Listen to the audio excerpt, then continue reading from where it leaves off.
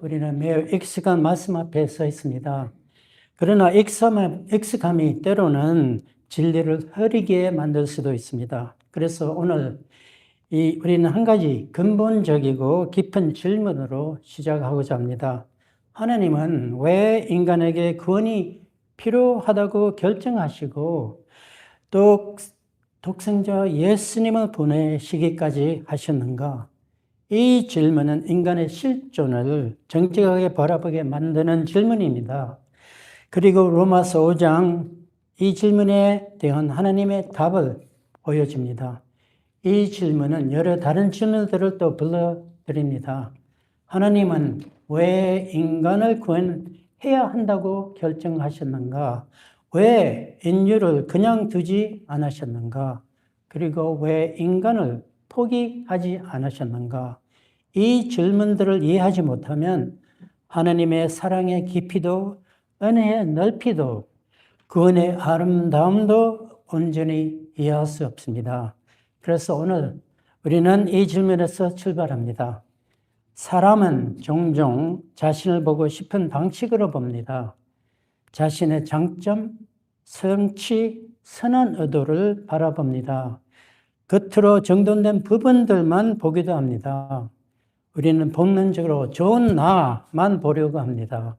그러나 정직하게 말하면 우리는 대체로 보고 싶은 것만 보고 싶지 않은 것을 외면합니다.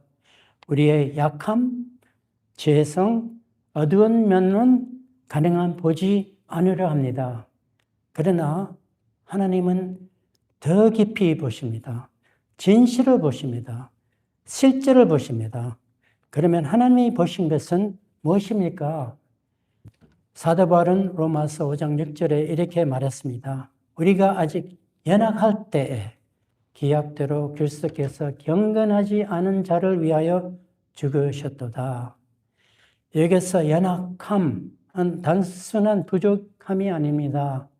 이것은 인간이 영적으로 무력한 존재임을 의미한 것입니다. 인간은 하나님께 나아갈 힘이 없고 스스로를 구원할 능력이 없고 하나님께 드릴 의도나 어려움도 없었습니다. 인류는 영적으로 파산한 상태였습니다. 그리고 하나님은 그것을 보셨습니다. 사도 바울은 로마서 5장 8절에 한 걸음 더 나아갑니다. 우리가 아직 죄인 되었을 때 그리스도께서 우리를 위하여 죽으심으로 하나님께서 우리에 대한 자기의 사랑을 확정하셨느니라. 인간은 죄 가운데 있는 존재였습니다. 죄인은 단순히 실수하는 사람이 아닙니다. 죄인은 하나님을 떠난 사람, 하나님보다 자신을 선택한 사람, 하나님 없이 살기를 원하는 사람입니다. 인류는 죄 가운데 있었습니다. 그리고 하나님은 그것을 보셨습니다. 하나님은 인간이 하나님과 원수된 상태임을 보셨습니다. 사도 바울은 가장 표현을 로마 5장 10절에서 이렇게 말씀하셨습니다. 곧 우리가 원수 되었을 때에 그의 아들의 죽으심으로 말미암아 원수란 단순히 멀어진 관계가 아닙니다. 하나님께 대적하고 하나님의 통치를 거부하고 하나님의 뜻보다 자신의 뜻을 앞세웠습니다. 하나님의 선물을 원했지만 하나님의 임재는 원하지 않았습니다. 그리고 하나님은 그것도 보셨습니다. 그런데도 하나님은 인간을 사랑하셨습니다. 복음의 기적과 신비와 핵심이 여기에 있습니다. 하나님은 인간의 연약함을 보셨습니다. 그래도 사랑하셨습니다. 죄를 보셨습니다. 그래도 사랑하셨습니다. 적대감을 또 보셨습니다. 그래도 사랑하셨습니다. 하나님은 인간이 먼저 회개하기를 기다리지 않고 변화되기를 기다리지 않으셨습니다. 하나님은 인간이 그런 상태일 때도 사랑하셨습니다. 왜입니까? 성경은 요한일서 4장 8절에 분명히 선언합니다. 하나님은 사랑이시니라. 아멘. 하나님은 사랑이시기 때문입니다. 하나님은 사랑을 가지신 분도 아니고 사랑을 보이시는 분만도 아니고 인간이 잘할 때만 사랑하시는 분도 아닙니다. 하나님은 본질적으로 그 자체 사랑이십니다. 사랑은 하나님의 성품이고 본질이고 존재 방식입니다. 그리고 사랑이신 하나님은 인간의 상태들, 연약함, 죄, 원수됨을 다 보시고 그냥 지나칠 수 없었습니다. 그래서 사랑은 움직이고 행동하고 또 희생하고 주는 것입니다. 그래서 하나님은 독생자 예수님까지 주셨습니다. 사랑하는 성도 여러분, 우리가 사는 세상과 나라를 바라볼 때도 혼란과 분열, 도덕적 혼탁함을 보게 됩니다. 그러나 로마서 5장은 우리에게 소망을 줍니다.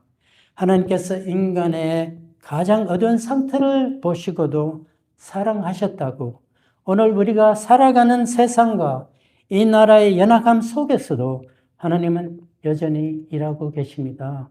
아멘. 우리는 절망하지 않습니다. 아멘. 은혜는 언제나 인간의 무너짐보다 더 깊기 때문입니다. 아멘. 이것이 첫 번째 질문의 핵심입니다. 왜 하나님은 인간에게 구원이 필요하다고 결정하셨는가? 답은 인간은 무력했고 길을 잃었고 영적으로 죽어 있었고 스스로로 구원할 능력이 없었기 때문이었습니다.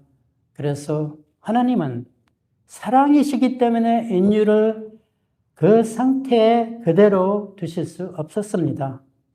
하나님은 인간을 버리지 않고 제가 마지막 말을 하도록 내버려 두시지 않고 죽음이 인간의 운명이 되도록 허락하시지도 않고 또한 단절이 인간의 영원한 상태가 되도록 두지 않으셨습니다. 그래서 하나님은 독생자 예수 그리스도를 보내셨습니다. 생생으로만 보내신 것이 아니고 도덕적 본보기로만 보내신 것도 아니고 예언자로만 보내신 것이 아닙니다. 보내신 이유는 구원자로 세상의 메시아로 보내셨습니다. 이제 자연스럽게 다음 질문으로 이어집니다. 하나님이 인간의 상태를 보시고 구원을 결정하셨다면 왜 예수님은 십자가에서 죽으셔야만 했는가? 하나님이 왜 구원을 결정하셨는지를 보았다면 이제 우리는 그 구원이 어떻게 이루어졌는지를 바라보아야 합니다. 왜 다른 방법이 아니었는가? 왜 덜 고통스러운 길이 아니었는가?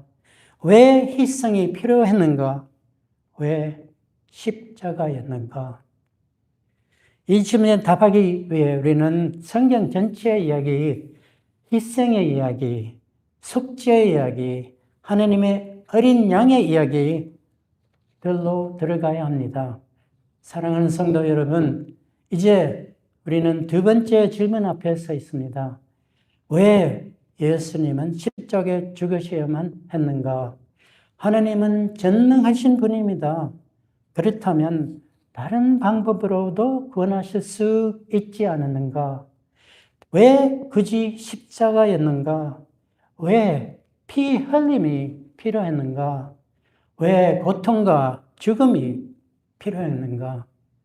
이 질문들에 답하기 위해 우리는 성경 전체의 이야기, 특히 구약의 희생, 속죄, 그리고 하나님의 어린 양이라는 주제로 들어가야 합니다. 성경은 죄를 단순한 실수나 약점으로 보지 않습니다. 죄는 하나님과의 관계를 끊어버리는 영적 반역입니다. 그리고 죄는 반드시 대가를 요구합니다. 히브리서 9장 21절에서는 이렇게 말합니다. 율법을 따라 그의 모든 의근이 피로써 정결하게 되나니 피 흘림이 없은즉 사함이 없느니라. 아멘. 이것은 하나님이 잔인하셔서가 아닙니다. 이것은 하나님이 피를 좋아하셔서가 아닙니다. 죄의 본질이 생명을 파기하기 때문입니다. 죄는 생명을 빼앗습니다. 죄는 관계를 죽입니다. 죄는 영혼을 죽음으로 끌고 갑니다. 그래서 로마서 6장 23절에 죄의 대가는 죽음이라고 합니다. 죄의 삭은 사망이요. 이것은 하나님의 감정이 아니라 영적 법칙입니다. 죄는 반드시 죽음을 요구합니다. 그렇지 않으면 하나님의 공의가 무너지는 것입니다. 하나님은 이 진리를 구약 시대부터 보여주셨습니다. 이스라엘 백성은 죄를 지을 때마다 희생 제물을 드렸습니다. 흠없는 양, 흠없는 염소, 흠없는 소. 이 동물들은 죄인의 대신 서서 죽었습니다. 그 피가 흘리짐으로 죄가 덮여졌습니다. 그러나 중요한 점은 이것입니다. 그 희생 제사는 완전한 해결이 아니었다는 것입니다. 그것은 그냥 그림자였고 참된 실제를 가리키는 표지판이었습니다. 히브리서 10장 1절에는 이렇게 말합니다. 율법은 장차 올 좋은 일의 그림자일 뿐이요 참 형상이 아니므로 해마다 늘 드리는 같은 제사로는 나오는 자들을 언제나 온전하게 할 수 없느니라. 구약의 제사는 예수님을 가리키는 예포였습니다. 요한복음 1장 29절 세례 요한은 예수님을 보며 외쳤습니다. 이렇게 보라 세상 죄를 지고 가는 하나님의 어린 양이로다. 예수님은 율법을 가르치기 위해서만 오신 것이 아닙니다. 도덕적 모범을 보기 위해 오신 것도 아니고 인간의 고통을 공감하는 위로자만 오신 것도 아니었습니다.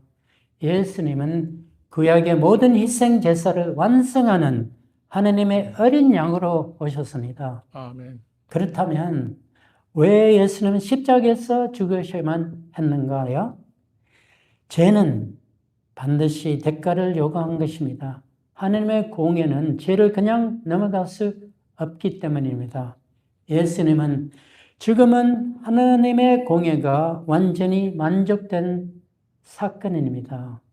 사랑하는 성도 여러분, 우리는 예수님이 십자가에서 죽으셨다는 말을 너무 익숙하게 듣습니다. 그러나 이 익숙함이 때로는 우리를 무감각하게 만드는 것입니다. 십자가는 결코 아름다운 상징이 아니었습니다. 그것이 인간이 고안해낼 수 있는 가장 잔혹하고 가장 서치로운 처형 방식이었습니다. 예수님은 등은 채찍이 찢겨 살점이 떨어져 나갔고 머리에는 가시가 살을 파고 들었으며 손과 발에는 굵은 못이 배를 관통했습니다. 십자가에 매달린다는 것은 피를 흘려 죽는 것이 아니라 숨을 쉴 수 없이 천천히 질식에 가는 고문이었습니다. 몸이 아래로 처지면 숨이 막히고 숨을 쉬기 위해서 몸을 일으키면 못이 박힌 손과 발이 찢어지는 고통이 밀려왔습니다. 예수님은 이 고통을 몇 분이 아니라 6시간 동안 반복하셨습니다. 십자가는 로마 제국이 가장 혐오스럽고 가장 저주받고 가장 버림받은 자들에게만 정욕하던 형벌이었습니다. 살인자, 반역자, 폭풍을 일으킨 자들, 사회가 존재 자체를 부정하던 자들, 그들이 죽던 자리였습니다. 그리고 십자가형은 그의 항상 벌거벗긴 채 진행되었습니다. 왜냐하면 십자가는 단순히 죽이는 형벌이 아니라 인간의 존엄을 파괴하는 형벌이었기 때문입니다. 세상에서 가장 거룩하신 분이 세상에서 가장 수치스러운 모습으로 세상에서 가장 저주받은 형벌을 받으셨습니다. 사랑하는 성도 여러분, 이 시간 십자가 앞에 선 마음으로 우리가 찬송가 147장 거기 너 있었는가 오율대의 첫 소절을 함께 부르겠습니다.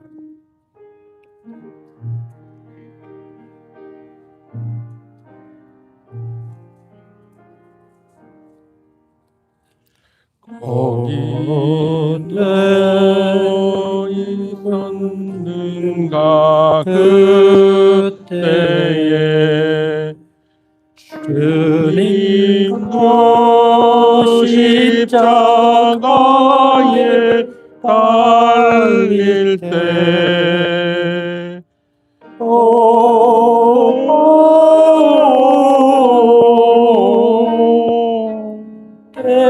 때로 그 일로 나는 떨려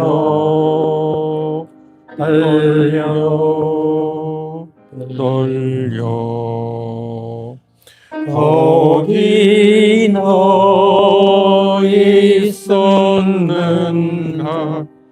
그때에.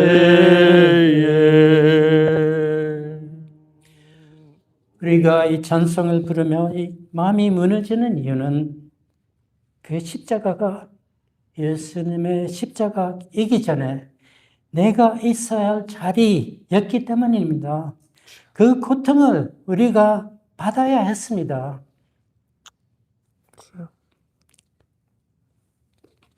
그 저주를 우리가 짊어져야 했습니다. 그런데 예수님이 그 자리에 서셨습니다. 이것이 은혜입니다.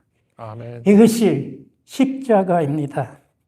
십자가는 공예만 있는 것이 아닙니다. 십자가는 사랑이 가장 깊이 드러난 자리입니다. 아멘. 로마서 5장 8절은 이렇게 말합니다. 우리가 아직 죄인 되었을 때에 그리스도께서 우리를 위하여 죽으심으로 하나님께서 우리에 대한 자기의 사랑을 확증하셨느니라.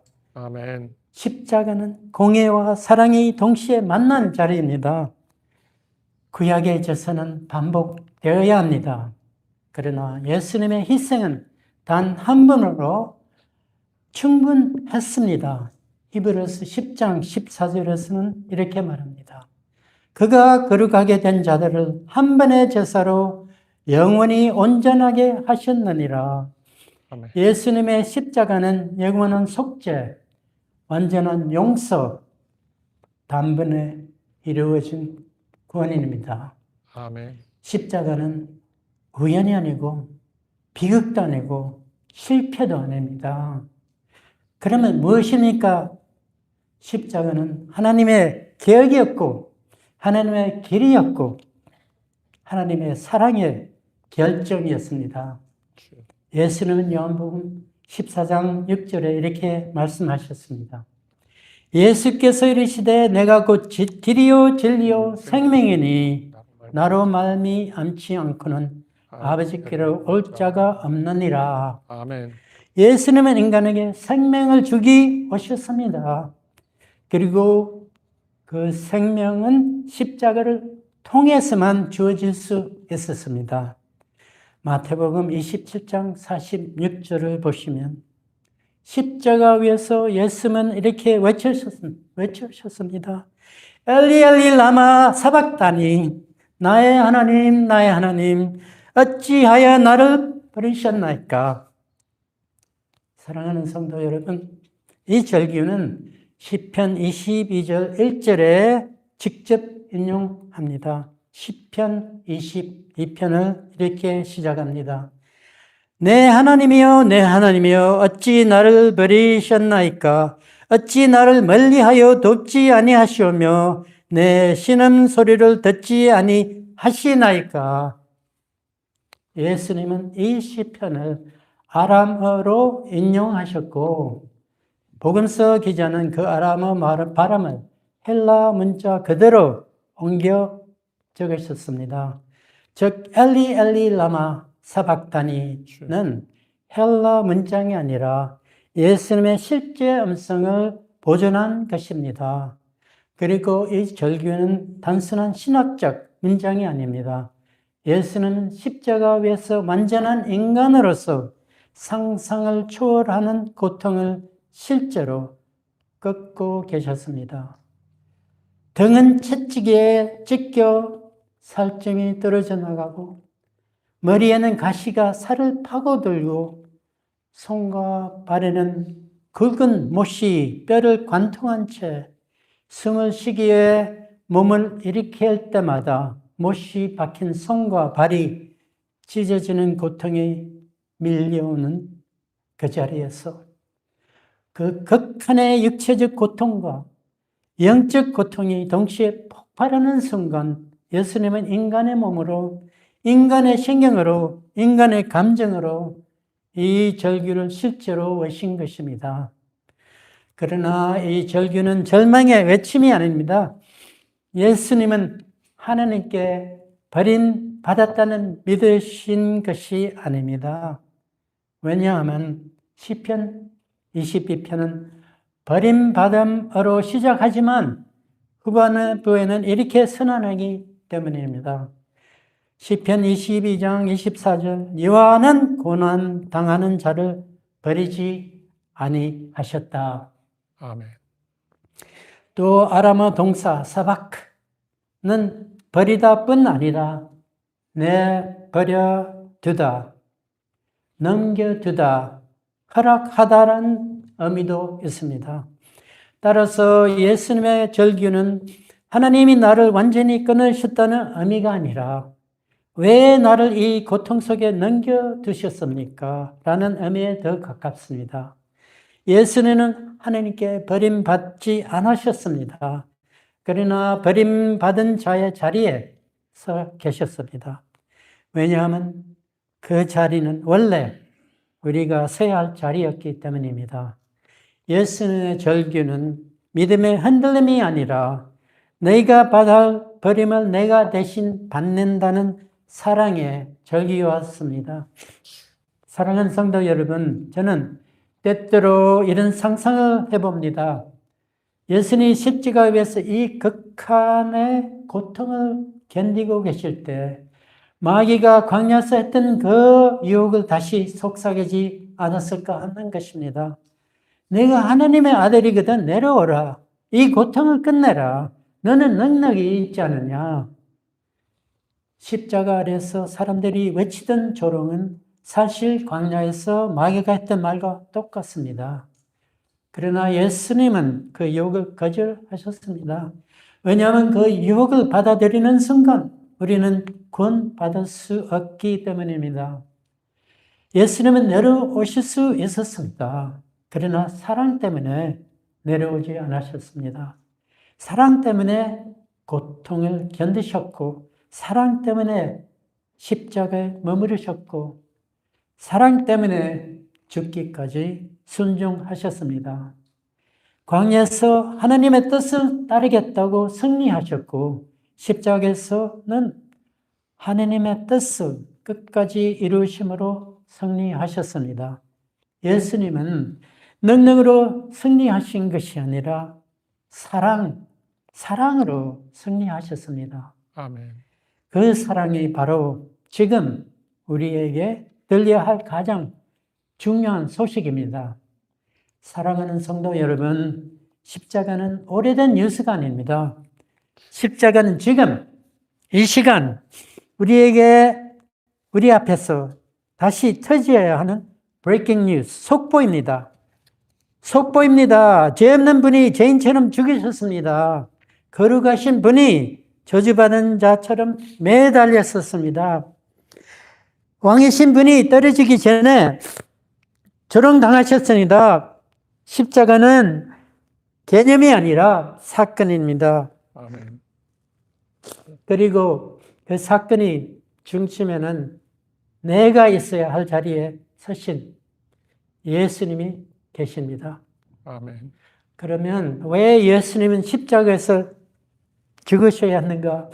여러 가지 이유 중 죄는 반드시 대가를 요구하기 때문에, 하나님의 공의가 만족되어야 했기 때문에, 하나님의 사랑이 드러나야 했기 때문에, 인간의 죄가 완전히 해결되어야 했기 때문에, 영원한 생명이 주어져야 했기 때문이었습니다. 그래서 예수님은 십자가에서 죽으셨습니다.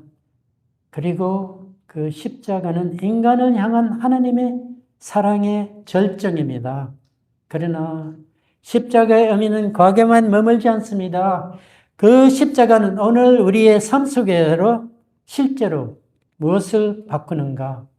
이제 우리는 이 질문 앞에 서게 됩니다. 사랑하는 성도 여러분, 예수님 십자가 죽음은 단순히 과거의 사건이 아닙니다. 그 죽음은 오늘 이 자리에 인간에게 직접적인 의미를 갖습니다. 우리는 이제 마지막 질문 앞에 서 있습니다. 예수님의 죽음이 오늘 인간에게 어떤 의미가 있는가? 예수님의 죽음, 인간은 죄에서 해방시키는 것으로 끝나지 않습니다. 십자가는 인간에게 새로운 신분을 줍니다. 바울은 로마서 5장 10장에 이렇게 말했습니다.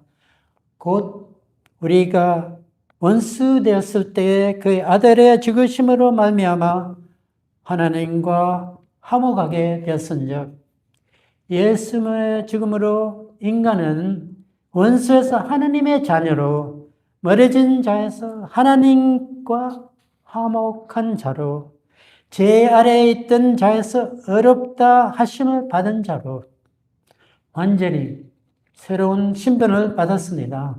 십자가는 인간의 신분을 완전히 바꾸는 사건입니다.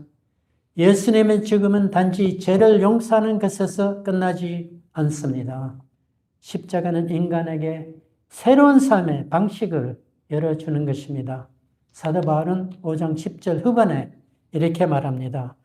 더욱 그의 살아나심으로 말미암아 구원을 받을 것이니라. 예수님의 죽음과 부활은 인간에게 새로운 목적, 새로운 방향, 새로운 가치, 새로운 능력을 줍니다. 십자가는 인간을 단순히 죄에서 빼내는 것이 아니라 새로운 생명으로 들어가게 하는 문입니다. 아멘. 예수님의 죽음은 인간에게 미래의 소망을 줍니다. 사도 바울은 로마서 5장 11절에 이렇게 말했습니다. 그뿐 아니라 이제 우리로 화목하게 하신 우리 주 예수 그리스도로 말미암아 하나님 안에서 또한 절구하느니라.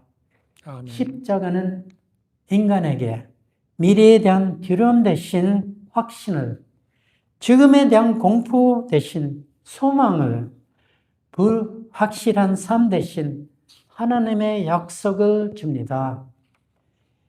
예수님의 죽음은 인간의 미래를 완전히 바꾸는 사건입니다. 사랑하는 성도 여러분, 우리가 살아가는 시대가 지금 불안하고 사회가 흔들리고 도덕적 기준이 무너지는 것처럼 많이 보일 때가 있습니다. 그러나 십자가는 우리에게 말합니다. 소망은 인간에게서 오지 않는다. 소망은 하나님께 있다. 그러므로 우리는 세상의 혼란 속에서도 낙심하지 않고 하나님께서 이 땅을 붙들고 계심을 믿으며 기도하는 백성으로 살아갑니다. 예수님의 죽음은 인간에게 새로운 신분, 새로운 삶, 새로운 소망을 줍니다. 십자가는 과거의 사건이 아니라 오늘의 능력입니다. 십자가는 역사 속의 비극이 아니라 인간을 위한 하나님의 성례입니다. 이제 우리는 십자가가 무엇을 이루었는지를 보았으니 그 십자가 앞에서 우리가 어떤 자세로 서야 하는지를 생각해야 합니다. 사랑하는 성도 여러분, 오늘 우리는 세 가지 질문을 따라 십자가의 중심으로 들어갔습니다. 하나님은 왜 인간에게 구원이 필요하다고 결정하셨는가? 왜 예수님은 십자가에서 죽으셔야만 했는가? 그 죽음이 오늘 인간에게 어떤 의미가 있는가? 이 세 질문은 결국 하나의 진리로 모아집니다. 하나님은 인간을 사랑하셨습니다. 그래서 그 사랑이 구원을 결정하고 그 사랑이 그 험한 십자가 길을 선택하셨고 그리고 그 사랑이 독생자 예수님을 희생 제물로 우리에게 주셨습니다.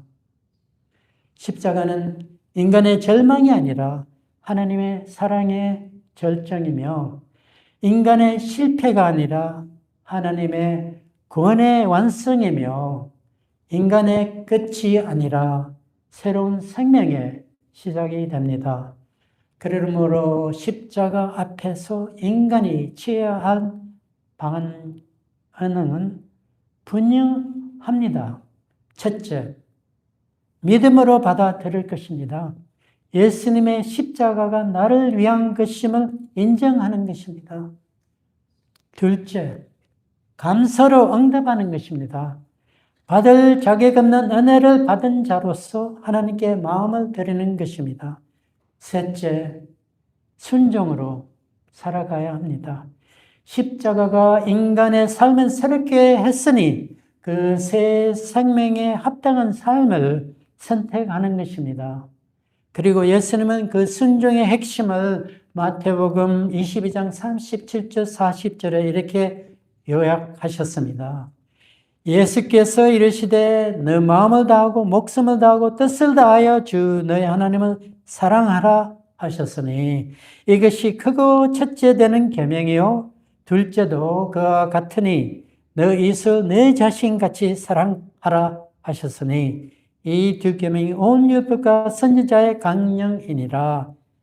하나님을 사랑하는 것 그리고 이웃을 사랑하는 것 이 두 계명이 모든 율법을 완성하며 새 생명을 받은 자의 삶을 규정합니다.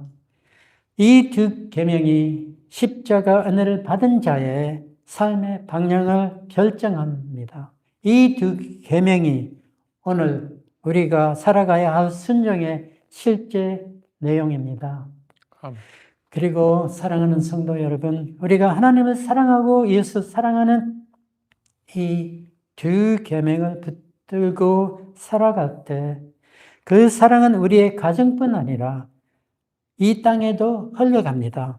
세상이 흔들릴 때에도 우리는 십자가의 은혜로 세워진 사람들답게 진리와 사랑과 선언을 지킵니다. 하나님께서 이 날을 긍휼히 여기시고 은혜로 붙들어 주시기를 기도하며 우리 각자가 그 은혜의 통로가 되기를 소망합니다. 아멘. 그러므로 사랑하는 성도 여러분, 오늘도 십자가 앞에서 주님의 음성에 응답합시다. 아멘. 주님, 십자가의 사랑을 믿습니다. 감사로 살겠습니다. 그리고 하나님을 사랑하고 이 고백이 우리의 고백이 되기를 바랍니다. 이 결단이 우리의 삶을 이끌어가는 삶이 되기를 바랍니다. 십자가의 은혜가 우리의 걸음을 새롭게 하기를 바랍니다. 주님 앞에 서는 그날까지 믿음으로, 감사함으로, 사랑으로 살아가는 참된 제자들이 되시기를 우리 주 예수 그리스도의 이름으로 축원합니다. 아멘. 이 말씀을 가슴에 품고 한 주간을 은혜로 살아가시기를 소망합니다. 아멘.